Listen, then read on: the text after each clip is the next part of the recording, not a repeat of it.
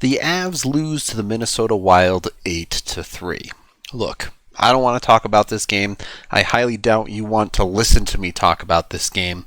So instead, let's talk about something else. Oh my goodness gracious! Wasn't it time? Score! Justice is served! The game was pretty straightforward. The Avs defense looked awful, and their goaltending was just as bad. They could not stop Minnesota from scoring full stop, particularly on special teams. They were scoring okay on their own power plays, got one at 5-on-5. It was close for a while until the defense and goaltending fell apart. It's pretty much that simple. Instead of breaking down every minor detail of each goal the Avs give up, I figure there's no reason to do it. You know the defense was bad. Why go into it? They're going to be better than that. Games like this that get that ugly are extremely rare. So instead, I want to talk about the top 5 producers on the Avs, where they stand, how they're playing, and break down at least one of their goals each. First on the list is Nathan MacKinnon. Despite missing a couple of games, he has now re-eclipsed Mikko Rantanen for the most points on the team, and he has been absolutely dominant over this last stretch. There's nothing I can say here that people don't already know. He's the superstar of superstars, one of, if not the best player in the league, certainly a top 3 type of guy. He currently sits tied for 6th in total points in the league and tied for 4th in points per game. His production is absolutely off the charts, and somehow he's still finding ways to get better, as he's been serviceable in the face-off circle this year, and his defense, while is never going to be amazing, has been just fine, even solid. And you already know which highlight I'm going to pull for this one. It's oh boy time. This play is undefendable. There's just nothing you can do as the Avs reset and get MacKinnon the puck in his own zone with room to get up to speed.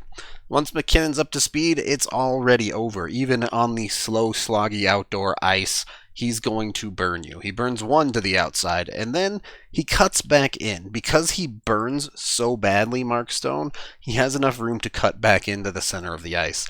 This makes him way more of a threat, better shooting angle, and there's no fear of him getting pinched coming down deeper into the zone. That threat is huge. He's able to dangle with the puck, closing in on Pietrangelo, and then he pulls it outside, gets Pietrangelo to commit with his stick to the outside before just enough of an angle change to tuck it back in, go under Pietrangelo's stick, and then beat Fleury clean. We'll play it back for you at full speed just because it's so pretty to watch. Theodore activates now as Stone tried to find him. He couldn't. Good back check by MacKinnon there. And here he goes. Zenzo said, as good as he gets in the league, MacKinnon on the fly. What's a shot? He scores! Whoa! It's been made pretty clear this year. For the Avs to be a high-end hockey team, there is maybe 2 players that they can't afford to lose. Philip Grubauer in net, given the backup situation, and Nathan MacKinnon. Next up, we have McKinnon's most consistent running mate in Mikko Rantanen, just 1 point behind MacKinnon. At times has certainly been the best player on the Colorado Avalanche, and until MacKinnon basically chasing him down, in my opinion, the best player in the Western Division. He is absolutely the finisher on the top line this year with 22 goals so far. That puts him in a tie for 3rd in the league, just 1 goal behind second. A little bit further to go to chase down Austin Matthews, but nonetheless, Mikko has been the man to put the puck in the back of the net, if, when, and always for the Avs. A lot of the time, the plays that are amazing for Mikko is not how he scores the goals, but how he gets to the area to score them. When Mikko's at his best, he's using his body to do things that other players just simply can't. Now, oftentimes that's physical strength and size, but it's also his hands. A weird play through the neutral zone as the puck is way up in the air here. Landy is going to slap it down and up the ice as Mikko heads past him through to the blue line. Now, this puck also gets knocked up in the air. It's a weird play, but you can see it coming down right there, where Mikko is able to not only get his stick on this, but he controls this perfectly to hit it past the defending Wild player as he goes around the outside. He creates a play out of a bouncing puck, and it's ridiculously talented. So few players can do that part of it, and even less have a backhand this good from the face-off dot to go up over the shoulder and just beat someone with raw power on the backhand. The dude is a freak. There by Sturm as it goes in the air. Abs rapid ahead. Mikko Rantanen now springing into the circle with the backhand. He scores! Mikko Rantanen! Mikko is a complete threat when it comes to goal scoring this year. He's scored goals from outside. He's scored goals from net front. He's scored goals from everywhere in between. One-timers, wrist shots, backhands, bouncing pucks off the goaltender. You name it, he's found a way to score it. Between him and MacKinnon, the Avs top line is formidable. But then you throw in the third head of the three-headed monster in Gabe Landeskog, and things just get crazy. Outside of Rantanen, Landeskog has scored as many goals as anyone else on the Avs, including Nathan MacKinnon. He's been putting the puck in the back of the net, and his bread and butter play this year has been cleaning up rebounds, getting to the dirty areas, but what separates him is his hands are way too good to be that type of hockey player. To my point, Landeskog in front of the net here. The initial shot is going to come in and a rebound is going to be created. Landy's initial shot is just a stuff back attempt. It does not work, but this puck gets knocked back. You already saw one touch there. Knocks the puck into the air where he's able to knock the puck out of the air again to throw the puck into the net.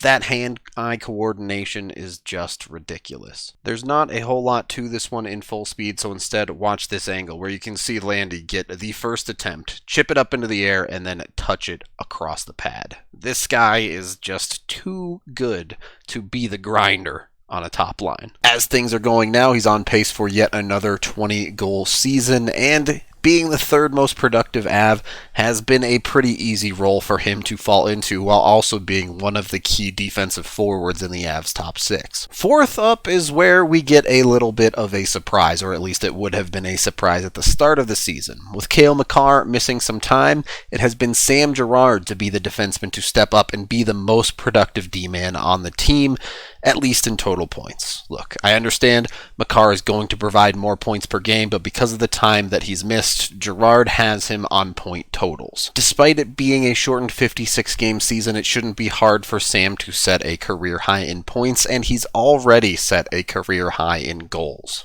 It's a broken entry play for the Avs, and you'll notice someone jumping off the ice. It's Sam Girard who jumps on. When the Avs keep possession of the puck, he recognizes it and immediately jumps up into the play to get involved. Burakovsky throws the puck to space, and Girard is able to track it down, and then he commits to going to the net here. Not a play we see much out of Girard, but he cuts into the middle of the ice, beats his man, and throws a puck on net. It's a good shot, it's a solid wrister, and he scores on it.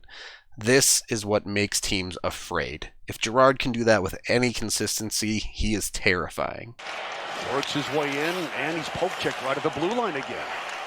Now he's got a little space, sends it off. Here's Girard in. Girard cuts it in, shoots, and scores! Samuel Girard! He's always going to make his money as a passer from the blue line. He's not going to be the guy scoring a ton of goals, but he's shown the ability to chip in this year, and that's huge. Keeping teams honest and showing that he can be a threat there makes him a lot more difficult to defend. Girard is, quite frankly, a machine. He's been playing big minutes this year, and he's continually done it despite his high skating style.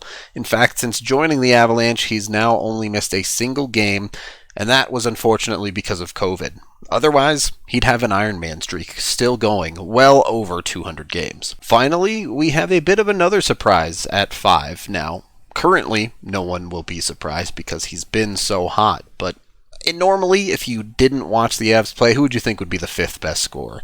Nazem Kadri, maybe Cale Makar gets in there, maybe Andrei Burakovsky.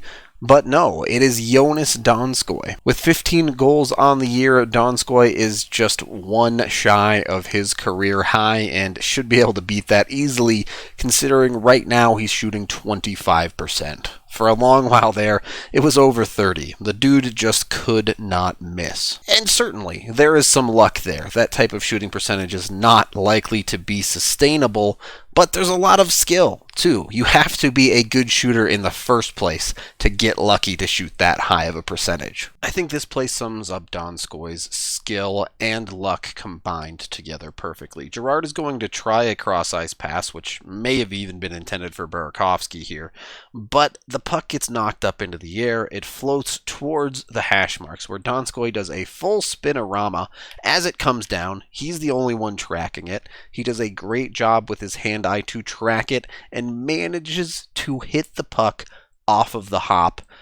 Little bit of luck, but a whole lot of skill, and then the puck flutters into the net off of a great play. Off, you'll find Taves.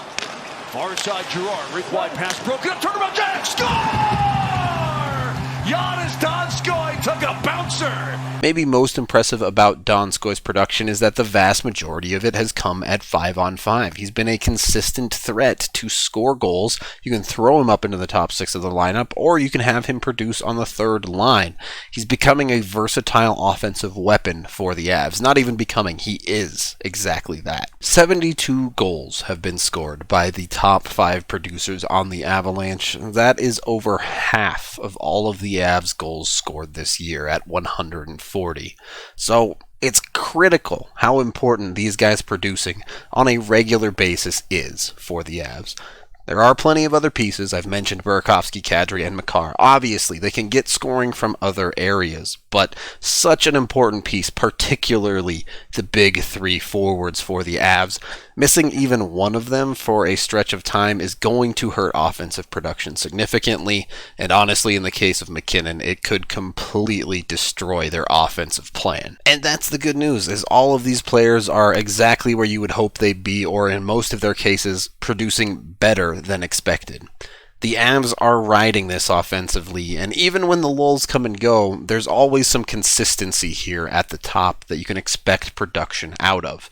So, with some season still left down the stretch and the inevitable playoffs coming after that, you have to feel great about the Avs' top 5 production. That is the end of this unusual video. Thank you for watching. I hope you enjoyed something a little bit different because I just wasn't breaking down 8 Minnesota Wild goals. Head on over to thednvr.com for more game and Avalanche, Nuggets, Rockies, Broncos, you name it, Colorado sports coverage.